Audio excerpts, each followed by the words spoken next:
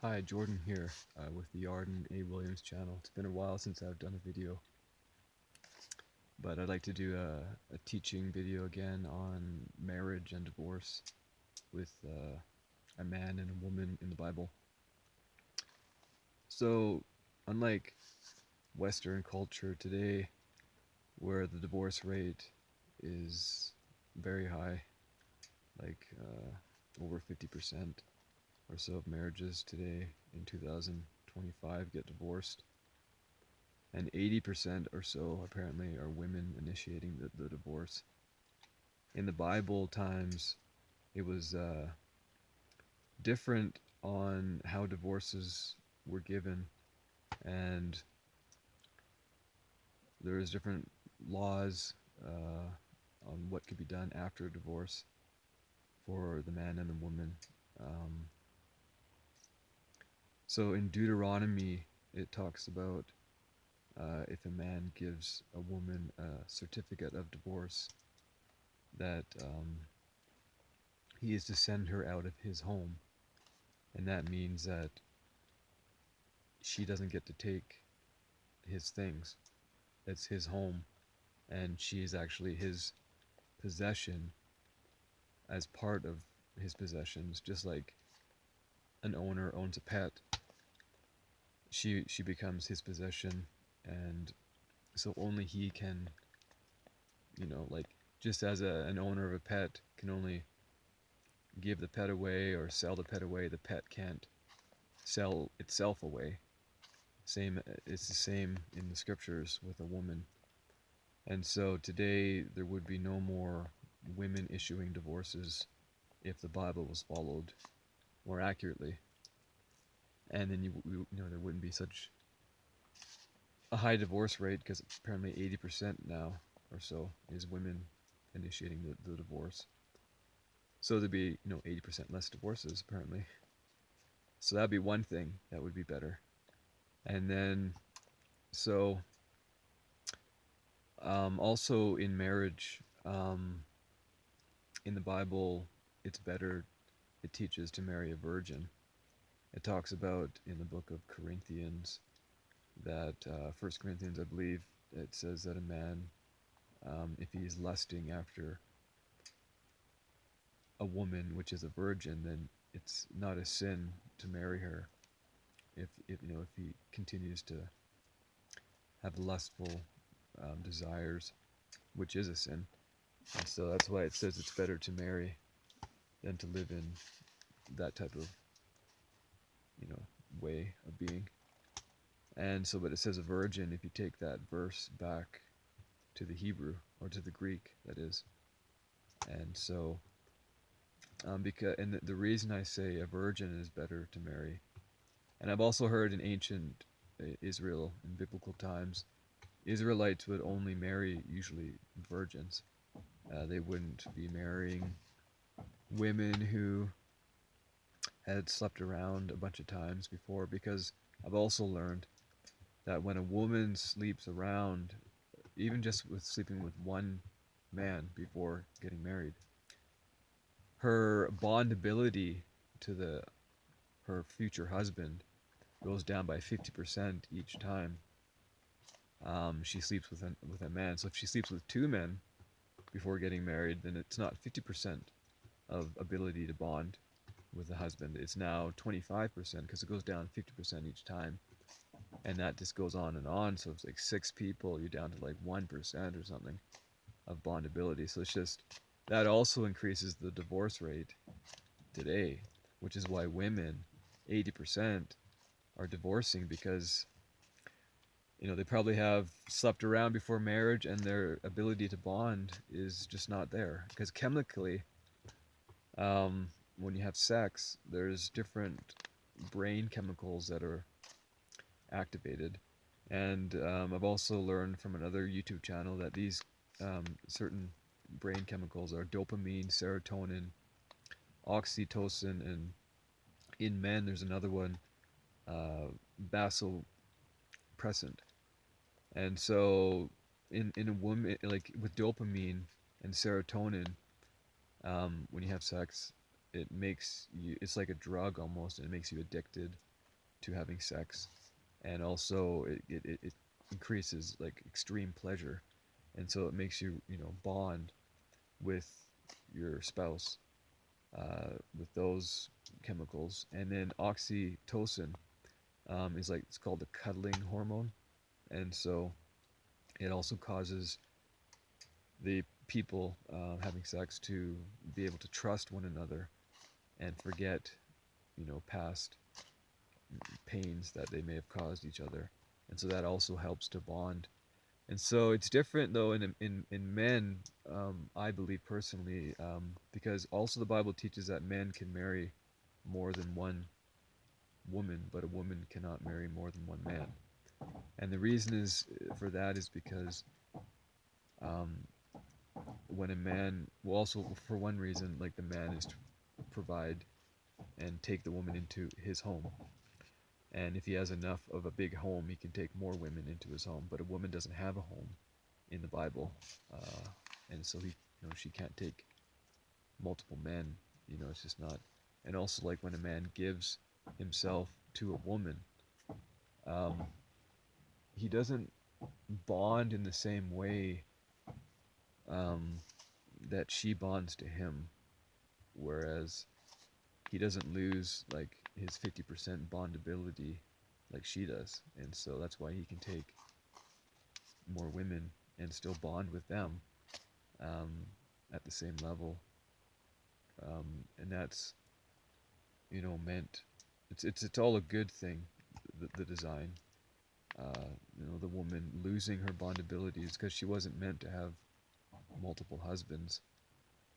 In the Bible, many men of God have had more than one wife, and it's not the ideal. The ideal is to have one wife, but there's reasons to have more than one wife. Like, say, the first wife can't get pregnant. Like with Abraham, Sarah couldn't get pregnant, so he took on Hagar. Also, same with Israel, his two wives, Rachel couldn't get pregnant, so she gave her handmaid, I think it was Bilhah or Zilpah, one or the other. And also Leah had a handmaid, Zilpah or Bilhah, uh, to him, because when Rachel couldn't get pregnant, she gave her handmaid to Israel to get pregnant. And there's other reasons too, like if a man is married and he dies, the Bible says the widow is supposed to marry the brother of the deceased husband to carry on his name for his brother. And so that's a biblical prescription. So if the brother already has a wife, he's taking on his deceased brother's wife as well. And so that's um, also, you know, so polygyny is a biblical teaching, whereas today in the Western world it's not lawful to do so, and that's causing problems, especially when there's a lot of single women who, you know, could use a husband that is responsible and has the ability to take care of her. And if he already has a wife, he could take another, he could take her on, and if he has the ability, he could, you know, help her, support her, protect her. But legally, in America and Europe, places, you know, it's not allowed legally. And so in the Bible, that was, you know, a provision allowed for these types of reasons. For the women, it was beneficial for the woman, probably more so than for the man. I mean, the man would have another wife, you know, to be intimate with, and things like this. But for the woman, though, you know, it'd be more of a life and death, which is more important reason. And so it would be more important for her. So a lot of women are being cursed today in the West because of this law, these laws, I believe, and it would be better. Um, Other things, like when two virgins get married, a man and a woman, if they're virgins, um, apparently the divorce rate is like only 5% of those, like 95% of people who are virgins when they get married don't get divorced. And so that goes to that whole bondability not being a virgin, sleeping around, and then you just don't have physically the ability to bond in the same way. And so that's where all these problems are coming from. And also sleeping around, polygyny may also help with that problem. Where if a man's sleeping around with all these women, if he just marries the women he's sleeping with, he wouldn't. And if they're virgins, right? I mean, this is all theoretical, more perfect world, which is hard, a hard thing. But these types of laws would probably help, though. Um, and then he would marry the woman instead of just sleeping with a woman, and then she would go off and not be provided for anymore, not have his covering protection, because the man is the head of the household. So he is the head of the woman, and the woman actually becomes part of his. It says the two become one flesh. And so the woman actually becomes part of his body, his flesh body, just like a hand, is part of my body. If I married a woman, she'd become just another part, like my hand of my body. And so, yeah, it's that would be better. Um, anyways, there's verses also that I'd just like to mention about giving certificates of divorce, whereas it was the husband only to give to the woman, and that's in Deuteronomy 24, chapter 24, verses 1 and like 1 to 4. It goes on about it. Matthew, chapters 5, verses 31, 32. Matthew chapter 19, verse 9 talks about how the man gives the divorce to the woman. And so, and with the man being the head of the woman, um, he makes, because the Bible also teaches that the woman is to be completely submitted to the husband. And so, when first getting married, it's her choice to get married. It talks about how Yitzhak or Isaac married Rebecca, and Abraham, his father, sent his servant Elazar to go um, find Rebecca, and he found her, and they asked her if she would choose to marry Isaac, and she said she would choose to do so, and she did, and so she became his wife. But it's first a choice from the woman. But after that choice is made, the covenant, there's a signed in the ancient Hebrew culture, it's called a ketubah, where it's a wedding contract that's signed, a covenant. And there's three main parts to the contract, and it's all responsibility given to the man to provide food, clothing, and marital intimacy with the wife. Not housing, just food and clothing. And so, which allows for like poor people to get married if the man doesn't have a house. But and so, anyways, yeah, having that contract signed, um, then she, after choosing to do that, then the Bible teaches that she is to be submissive to his headship, his, basically making decisions for his body. Because just as I can move my hand around, I got dirty hands because I've been working. Move my hand around, with my head, I'm controlling this. It's basically supposed to be the same with the wife, even though the wife still daily needs to choose to submit, which makes it even more powerful in a way because she's choosing to be, humble and to submit.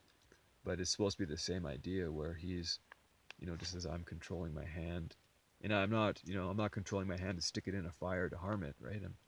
It's not supposed to be a harmful thing.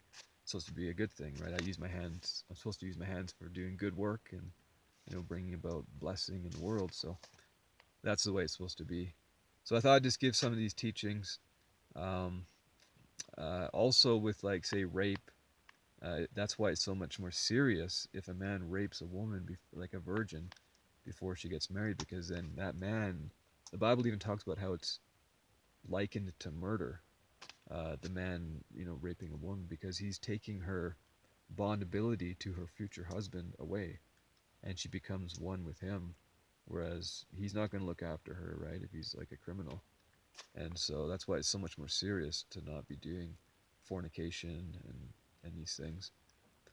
Anyways, thanks for listening. Hope it can help bless people today with decision making on what to do to get married and how to go about sex life. Bye.